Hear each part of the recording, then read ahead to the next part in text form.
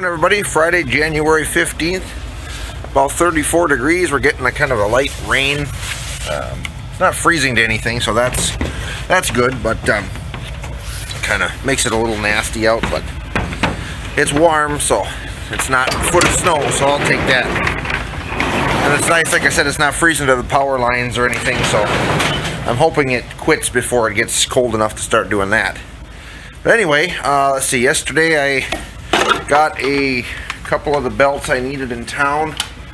I got the 2 for that bedding chopper, and then I got 1 for the alternator on this B. The other one for the fan, that's supposed to be in this morning. I got to run up and get that, and then get the tire. The tire's done. That was done after I got home last night. They had gotten the tube in for it, so I'll pick that up. I'm also going to load up my oxygen tank for the torch, get that filled. So yeah, just kind of, I'm going to run to town now and do that. Cows are finishing their feed yet in the barn. I don't know, I'm going to see what this weather does, if I let them out today, if I put them silage outside for them, or if I feed them in the barn again. We'll see. If this rain gets worse, I might just leave them in today, but anyway, so that's what I'm doing now. I'm going to load up that oxygen tank, and we'll go from there. I was going to mention, after I was kind of cleaning the front of this tractor off yesterday, one thing I am going to do is I'm going to pull this governor off and kind of go through that.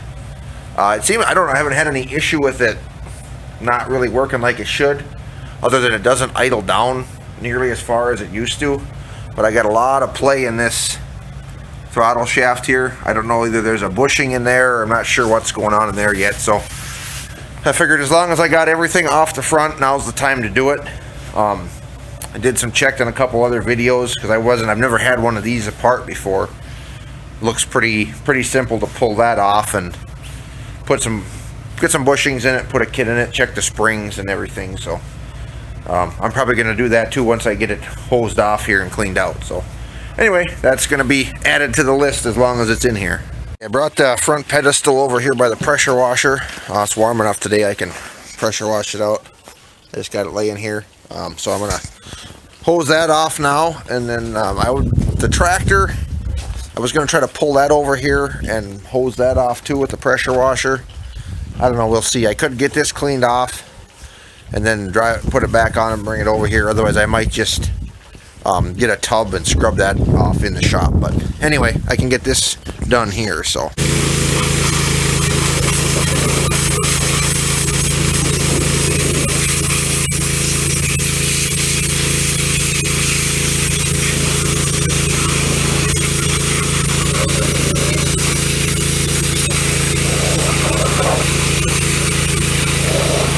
Alright, got that cleaned up pretty good. I could have spent more time on it, but I got the main stuff out of the insides there that I wanted to blow all that out. That was pretty nasty in there, so anyway, I'm going to bring it back over to the garage now, and then I can get that put on and put the other tire. I picked up that tire today, I got that, so get that done later on. Morning everybody, Saturday, January 16th. A little cooler out today, not bad, mid-20s. But what we're going to do, my brother Paul came over. We're going to put the box manure spreader on the 560. I got the one heifer barn up here. It's gotten warm enough over the last few days that the manure in there has thawed out, so we're going to get that scraped out before I rebed them again. Just helps. Otherwise, usually it's froze all winter, so I just keep adding bedding, but since it's thawed, we'll clean it out. I was going to use that flail chain spreader, but I think the chains are still froze down, so I can't use that one. So that'll probably have to wait till spring, but we're going to try to get some footage of this today. Alright, got the manure spreader hooked up on the 560. This is the Minnesota Model 135 box spreader. Nothing fancy. It's in pretty good shape though. It works alright. I do miss, I used to have a New Holland 679 tandem axle. That was a pretty good size spreader. I do miss having the big capacity, but that one finally got worn out, so I was able to pick this one up pretty cheap. But anyway, so we're gonna get this kind of greased up and ready to roll, break the chain loose in case it's froze down, and haul some manure. Got load number 1 loaded up. We'll go see how it spreads.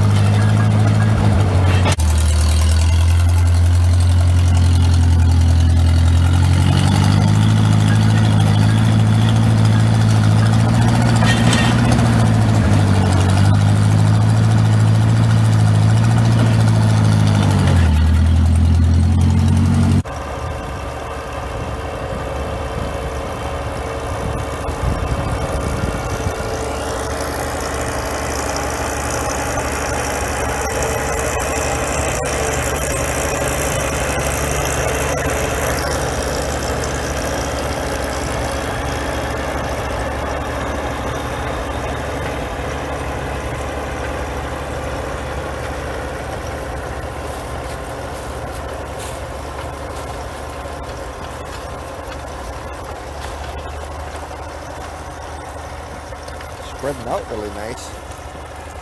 What are you up to? Nothing. Where's your cousin? Here. Oh, hi! You wave? You wave? And we're gonna clean their pen.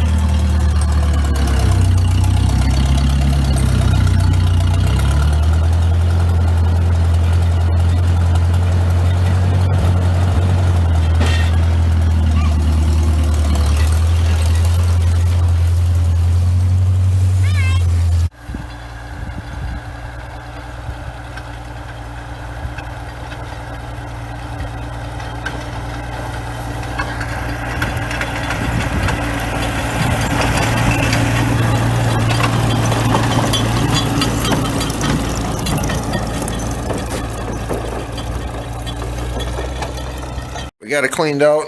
I got those little heifers moved over to their side. I got that bedded. I just pushed in a big square of straw here, so I'm gonna put some of that over on this bigger side. It's kind of dark over here. I'll just spread that out. I was gonna use a skid steer, move some over, but Paul mix and feed now, so I'll just move some over there by hand.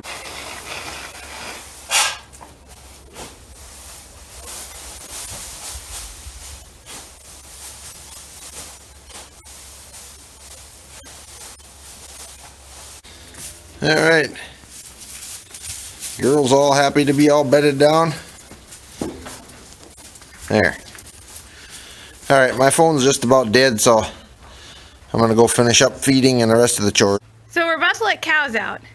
And Alan's dad told me that when he comes here in the morning, he can just tell the cows to get up, and he said they all get up. So I'm gonna give it a try. Okay, come on girls! Up, up! Up, up! I got one. Good afternoon, everybody. Tuesday, January 19th. Oh, the sun is bright. Cold out today. We let the cows out for just a little bit so we can clean, sweep mangers and bed them. Let them stretch out and stuff. So I'm going to feed them in the barn again. I got my chopper box here that I feed the cows with. I mixed up a pretty big load in here. I'm going to mix up a double batch. So I don't have to start everything again later to mix up more.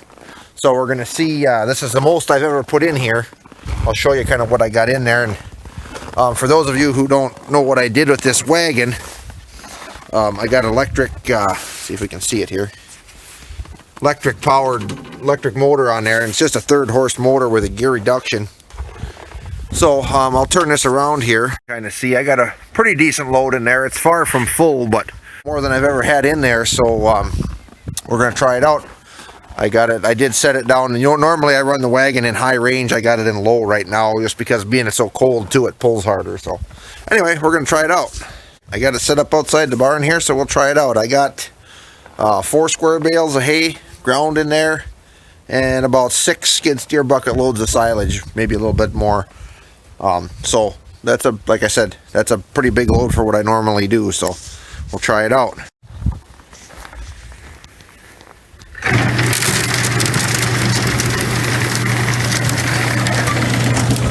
No problem.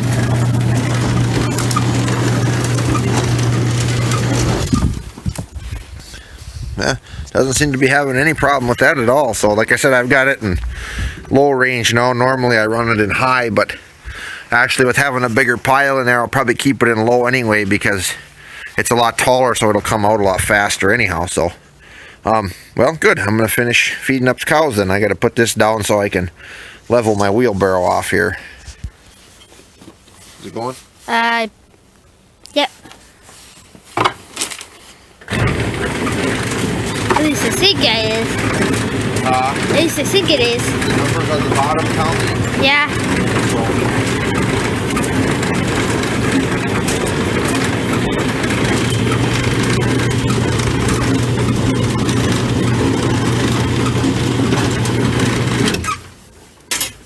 All right. Well, there. It's working. Right on.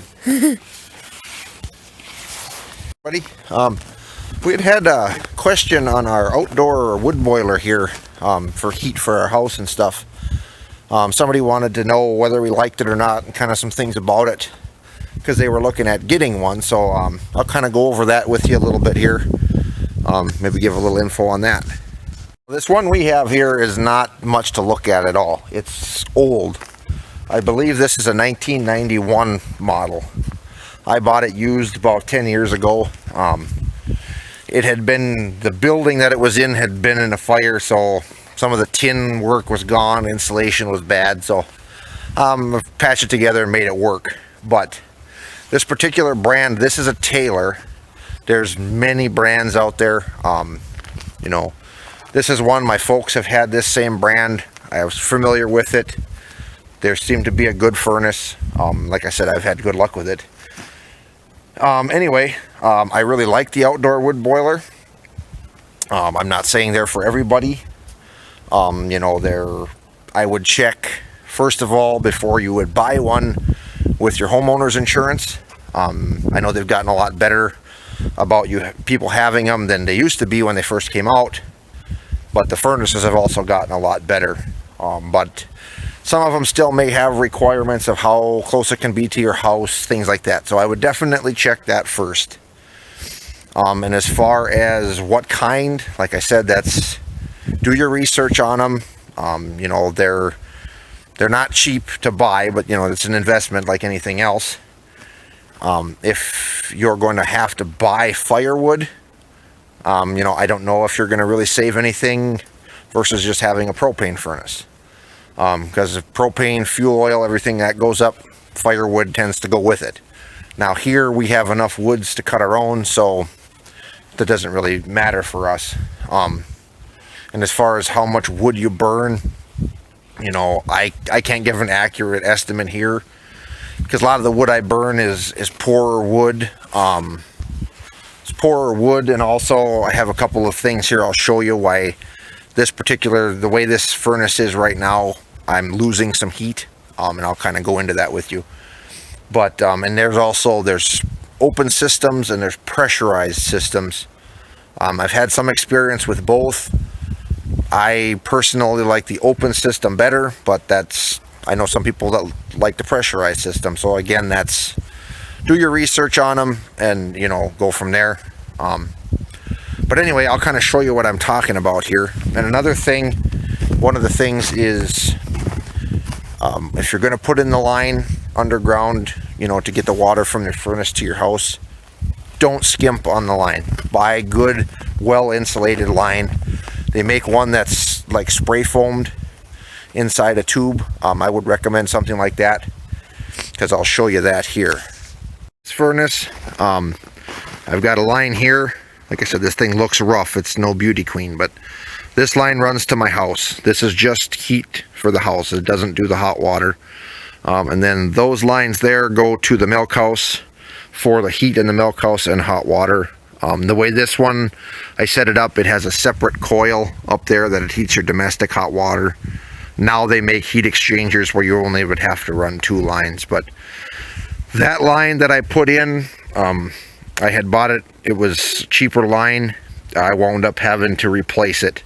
And actually what we did was, because the insulation in it was, all it was these foam pipe things. And it would keep the snow melted all winter long right to the barn. So we actually dug it up, cut that stuff off, and spray foamed it right in the trench. And that worked pretty well. The line here going to the house I actually put in first. And the first winter I put it in, it actually laid on top of the ground and it didn't melt any snow. It wasn't a spray foam, but it had some type of a foil wrapped insulation around it. And that actually did work well. The issue that I had, you can see here now, you see this big area where there's no snow? That's heat loss from this line. I need to replace this line. I'm losing a lot of heat there. What happened there, and the newer furnaces, they've changed how the lines go in. This whole back is all open. What happened there, whoops, is I wasn't able to seal this up enough, and it got water in there. The water gets in that insulation, basically makes the insulation no good. And you can tell it's the water because it's down here at the bottom of the hill. So the new ones, they have the whole back is covered, so your lines actually come up inside, so they can't get any water to them. But I would definitely recommend getting a good line. Like I said, they have it in that, like that black tubing or something similar. You have your 2 PEX lines inside it, and it's spray foamed in the whole tube. Another issue that I have with this one where I'm losing heat is on the top. There's a spray foam board insulation up there, and the little barn swallows or whatever they are have gone in there and basically mined most of that out, I suppose for the heat. They stay warm in there, so I need to pull the tin up and put some fiberglass insulation or something up there. I'm actually kind of looking at replacing this. Let me turn this back around. Actually kind of looking at replacing this furnace, getting something newer. Just because this one, I have had a couple of leaks over the years that I've had to fix on this, just because the place I got it from, I don't think they kept up on the water, treating the water inside. Because there is an anode rod and things that you can change in there to help keep your water from basically eating the furnace. And I don't think that was ever done. So there was a lot of rust inside and stuff. And like I said, being that old, that's a pretty good life on an outdoor boiler, I think. But they're nice. They keep the dirt, they keep the fire danger out of your house, you know, chimney fires, that kind of thing. And the way this one is set up, it's probably going to be hard to see, but you've got the firebox here. This one has, some of them have a damper, just an open damper on the door. This one has a forced fan on the door, so when it calls for heat, that comes on. And then I'll turn this around. And again, it's getting a little dirty, but you can see in the back, those are flues. So this has a firebox, and the whole thing, this whole firebox, everything is all surrounded with water. So then those flues, the smoke goes through them to the back. There's another burner in the back, like a reburner for the smoke, and it goes through there, and then it comes back through the water in this flue here, and then out your chimney out. Like I said, this thing is not the prettiest, but they've changed them a lot since then. This company does still make them. I know there was some emissions restrictions. I'll turn this around again. A few years ago, they put a lot of emissions restrictions on these outdoor furnaces. There were some companies, I think, that quit making them. Some of them that have changed. That drove the cost up, I think, a fair bit on them. But I talked to the service guy that I have that sells these particular brand, and he said the way they're designed, they didn't have to change anything. So I think they're a pretty efficient furnace that way. Like I said, there's many other brands out there. So do your research, you know, see what would work for you. But I guess like the biggest things I would stress, you know, make sure first that your insurance would allow you to get one, and you know, proper distance and things like that if they have a requirement for that. Make sure you have a good source of, you know, reasonably priced cheap wood. You know, and obviously the better wood you can burn, the more efficient they'll be also. But you know, get a good line, put in a good line, so you're not losing more heat loss. You can cut down your heat loss, the better you'll be. So I guess those are kind of my main things on that, but hopefully that helped anybody out that was interested. And if you've got any other questions, just feel free to ask.